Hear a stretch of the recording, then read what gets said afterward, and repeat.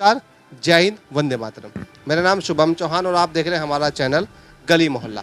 तो आज हमारे साथ खास मेहमान चर्चा करेंगे और मैं चर्चा से पहले आपको इनके बारे में थोड़ी सी जानकारी दे दूं। ये वो युवा हैं जो फिलहाल पूरे प्रदेश ही नहीं पूरे देश में चर्चाओं का विषय बने हुए हैं, क्योंकि ऐसा बहुत कम देखने को मिलता है कि कोई राष्ट्रीय पार्टी किसी प्रदेश का अध्यक्ष युवा को बना दे। पर बहुजन समाज पार्टी ने वो कर दिखाया है जो जब से देश आज़ाद हुआ तब से लेकर अब तक कोई क्षेत्रीय पार्टी या राष्ट्रीय पार्टी नहीं कर पाई, क्योंकि 28 साल की इनकी उम्र है और इतने बड़ा प्रदेश कहीं उत्तराखंड का इनको प्रदेश अध्यक्ष बनाया और राष्ट्रीय पार्टी बहुजन समाज पार्टी ने। ऐसा पहली बार हुआ है। तो आज चर्चा कर लेते हैं इनसे और जान लेते हैं कि युवा होने के नाते क्या इनकी नीति रहेगी और बहन जी ने क्या इनको आदेश दिया है, और बहुजन समाज पार्टी जो इस 2022 चुनाव में 2 सीटें ली, तो इन क्षेत्र पंचायत चुनाव और नगर निकाय नगर पालिका के चुनाव में क्या क्या भूमिका रहेगी, इन तमाम सवालों का जवाब आदित्य ब्रजवाल जी से जानेंगे। तो ब्रजवाल जी, सबसे पहले तो आपको शुभकामनाएं। बहुत बहुत धन्यवाद आपका।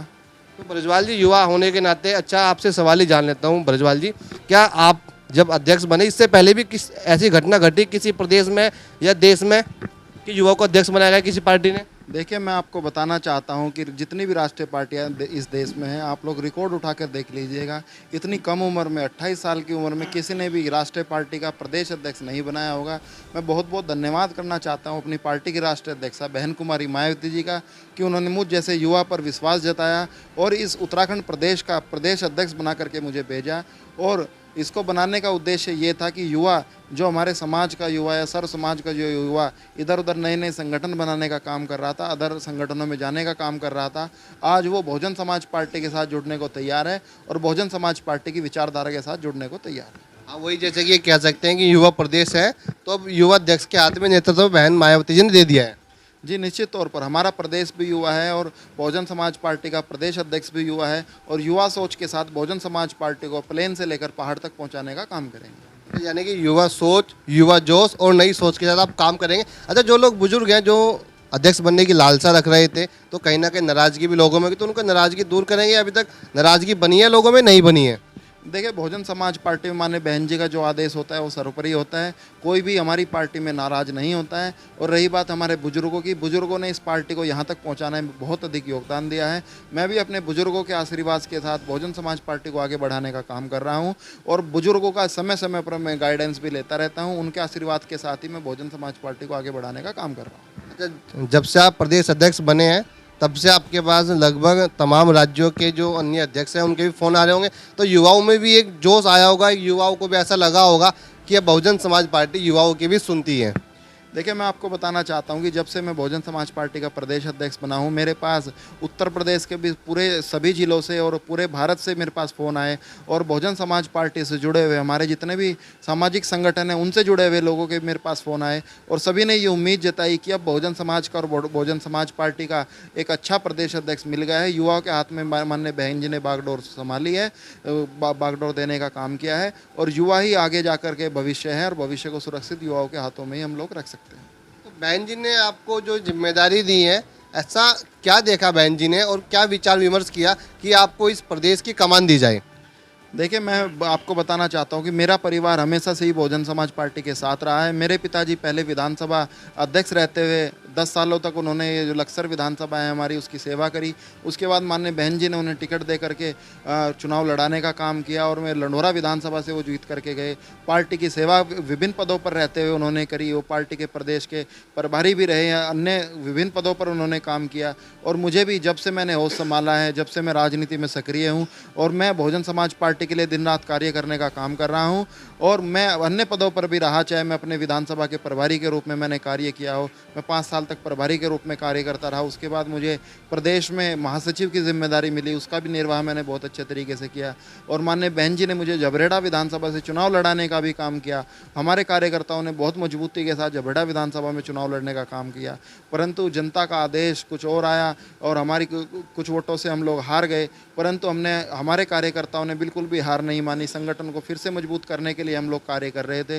तभी माननीय बहन जी के आदेश पर मुझे प्रदेश की जिम्मेदारी सौंपने का माननीय बहन जी ने कार्य किया और मैं उस जिम्मेदारी को बहुत बखूबी निभाने का काम करूँगा। माननीय बहन जी के जो भी दिशा निर्देश होंगे, हमारे महापुरुषों की जो भी विचारधारा है, उसको मैं जन जन तक पहुँचाने का कार्य करूँगा।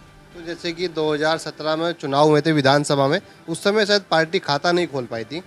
बड़ा दुर्भाग्य रहा था, क्योंकि राष्ट्रीय पार्टी है बहुजन समाज पार्टी, और 2022 में जो अपेक्षा ही की जा रही थी, अपेक्षा ही थी कि 6 से 7 सीटें आएंगी, पर 2 सीटों पे संतोष करना पड़ा।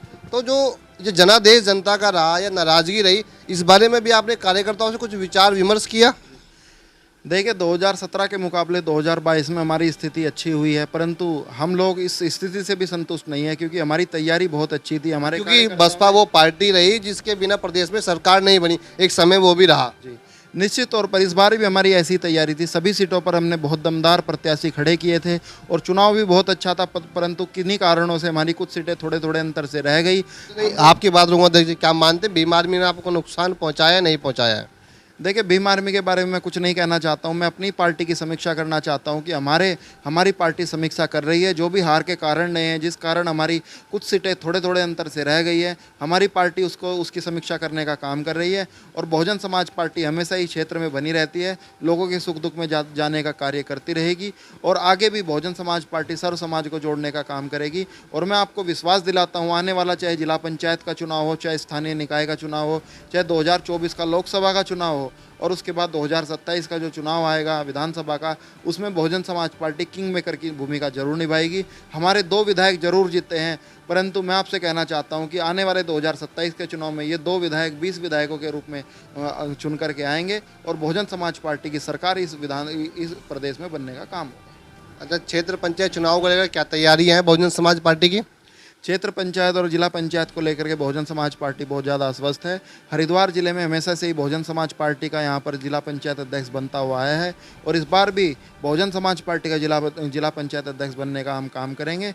और बहुजन समाज पार्टी सभी वार्डों में जा करके समीक्षा करने का काम कर रही है।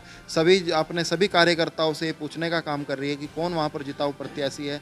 और हमारी पार्टी ने डिसाइड किया है कि जो भी पार्टी के साथ रहा है, कार्यकर्ता के रूप में काम करता रहा है, इस बार बहुजन समाज पार्टी सिर्फ और सिर्फ कार्यकर्ताओं को टिकट देने का काम करेगी और कार्यकर्ताओं का हौसला बढ़ाने का काम करेंगे। आज इन्होंने समय दिया है, अब फल उन्हें ही मिलेगा। जी निश्चित। आदित्य ब्रजवाल जी, एक अंतिम सवाल आपसे और पूछ लेता हूँ, क्या आप भी अब चुनाव लड़ेंगे अभी या सिर्फ पार्टी की सेवा करेंगे?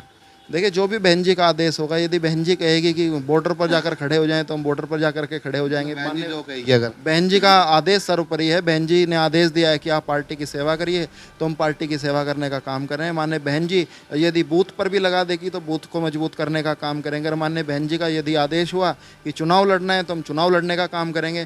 परंतु जनता के बीच में हमेशा पहले से भी रहे हैं और आगे से भी जनता की सेवा करने के लिए हमेशा खड़े रहेंगे। मूल मंत्र क्या रहेगा आपकी पार्टी का? मूल मंत्र क्या रहेगा जो आपके कार्यकर्ता है, जो अन्य समाज के लोग हैं, वो आपसे जुड़ सके, तो एक मूल मंत्र क्या रहेगा आपका? देखिए मैं आपको बताना चाहता हूं कि बहुजन समाज पार्टी सर्व समाज की पार्टी है। जब भी माननीय बहन जी की 4-4 बार सरकार उत्तर प्रदेश में रही और उत्तराखंड भी जब उत्तर प्रदेश का हिस्सा था, तो माननीय बहन जी ने सर्व समाज के सभी कार्यों को करने का काम किया। मैं आप लोगों को बताना चाहता हूं कि भारतीय जनता पार्टी की सरकार आज है। पिछली बार भी हमने भारतीय जनता पार्टी की सरकार देखी, सभी लोग भारतीय जनता पार्टी से परेशान हैं। मैं उन सभी लोगों से ये कहना चाहता हूं कि यदि आप लोगों को भारतीय जनता पार्टी को रोकना है तो एक बार फिर से बहुजन समाज पार्टी को मजबूत करके बहुजन समाज पार्टी के विधायकों को जिताना पड़ेगा और बहुजन समाज पार्टी की सरकार उत्तर प्रदेश और उत्तराखंड में लानी पड़ेगी। तब जा करके ही हमारे बच्चों का भविष्य सुरक्षित हो सकता है। और इस देश में संविधान को यदि कोई अच्छे ढंग से लागू करवा सकती है तो माननीय बहन जी है। चलिए, आदित्य ब्रजवाल जी, युवा प्रदेश अध्यक्ष और युवा प्रदेश के, इन्होंने अपने ओजस्वी विचार रखे और बहुजन समाज पार्टी जो कह सकते हैं, बेजान भी कह सकते हैं, बहुत कम सांसें चल रही है, अब उसमें नई जान ये डालेंगे और देखते हैं बहुजन समाज पार्टी अब कहाँ तक जाएगी। और तेज सिंह राणा जी, इनसे भी सवाल पूछ लेते। तेज सिंह राणा जी, आप रविंद्र पनियाल जी के साथ रहे और बहुजन समाज पार्टी ने या कई कार्यकर्ताओं ने आपको भरपूर प्यार दिया, पर कमी क्या रह गई? आपको क्या लगता है कि रविंद्र पनियाल जी इस खानपुर विधानसभा से चुनाव हार गए, कमी क्या रही? हमारी खानपुर विधानसभा में लगभग 5 बार से मैं देख रहा हूँ, 2 बार तो हमारी बसपा का माननीय हरिदास जी विधायक रहे, जो कैबिनेट के मंत्री तक भी रहे। उसके बाद हम दूसरे नंबर पर चले आ रहे हैं। वो कमी हम अपनी मानते हैं, कहीं ना कहीं हमारे संगठन में पूरी मजबूती नहीं हो पाई। हमारे संगठन ये सोचा कि हम कमज़ोर हो रहे हैं और हमारे पास जो और समाज के लोग जुड़े होते, ठाकुर समाज है, मुस्लिम समाज है, गुज्जर समाज है, सैनी समाज है, चौहान समाज, सब जुड़ा हुआ है। एक भारी प्रत्याशी को हमने जिताने का काम किया। वो मैं अपने संगठन के लोगों से और अपने खानपुर की जनता के लोगों से बड़ी दुर्भाग्यपूर्ण बात करना चाहता हूँ कि जो ये निर्णय लिया गया वो बहुत ही नकारात्मक निर्णय है। जो हम आने वाले समय में भरना पड़ेगा। और हम बहुजन समाज पार्टी के कार्यकर्ता हैं, हम संगठन का कार्य करते हैं, बहन जी का जो हुक्म होता है उसे हम पालन करते हैं।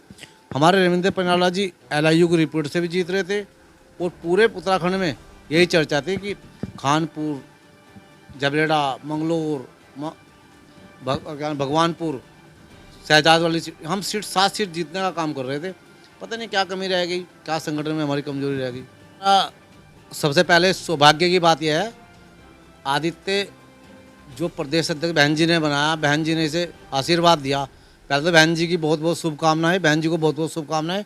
उसके बाद हमारा अध्यक्ष के नाते तो इन्हें शुभकामनाएं, और हमें इसे बच्चे के रूप में देखे तो हमारा प्यार इसे, क्योंकि हमारे गांव में ही पला, हमारे गांव में ही पढ़ा और हमारे गांव का ही प्रदेश अध्यक्ष बना। सबसे बड़ी खुशी की बात है और हम बहन जी को इसका शुक्र भी गुजार करते हैं कि बहन जी ने हमारे गाँव के प्रदेश अध्यक्ष को हमारी विधानसभा के प्रदेश अध्यक्ष को पूरे प्रदेश का प्रदेश अध्यक्ष बना, कि हम बहन जी का शुक्रगुजार करते हैं। और इन्हें जो प्रदेश अध्यक्ष की जिम्मेदारी दी गई वो इनकी ना होकर इनके पिताजी की जो बहुजन समाज पार्टी में मेहनत रही उसका आशीर्वाद हमारे आदित्य ब्रजवाल को मिलने का काम हुआ। चलिए, ये थे आदित्य ब्रजवाल जी और तेज सिंह नार जी, उन्होंने इनसे की चर्चा। और जो बहुजन समाज पार्टी कह सकते हैं एक दमखम रखती थी अपना, वो कहीं ना कहीं एक कमजोर स्थिति में। तो देख लेते हैं आदित्य ब्रजवाल जी युवा होने के नाते इस बहुजन समाज पार्टी में कितनी जान फूकेंगे। और आदित्य ब्रजवाल जी, आपको भी इस नई पारी की हार्दिक हार्दिक शुभकामनाएं। और फिर हम आपको नगर निकाय चुनावों में और जो क्षेत्र पंचायत चुनावों में चर्चा करेंगे आपसे, और देखेंगे कि जनता बहुजन समाज पार्टी पर कितना विश्वास जताती है, क्योंकि बहुजन समाज पार्टी वही पार्टी है जिसके बिना कभी इस राज्य में सरकार भी नहीं बन पाती थी, पर आज हालात उसके विपरीत है। चलिए, अगर आपने अभी तक हमारे चैनल को नहीं किया सब्सक्राइब, तो सबसे पहले आज हमारे चैनल को कीजिए सब्सक्राइब और फेसबुक पर कीजिए हमें फॉलो।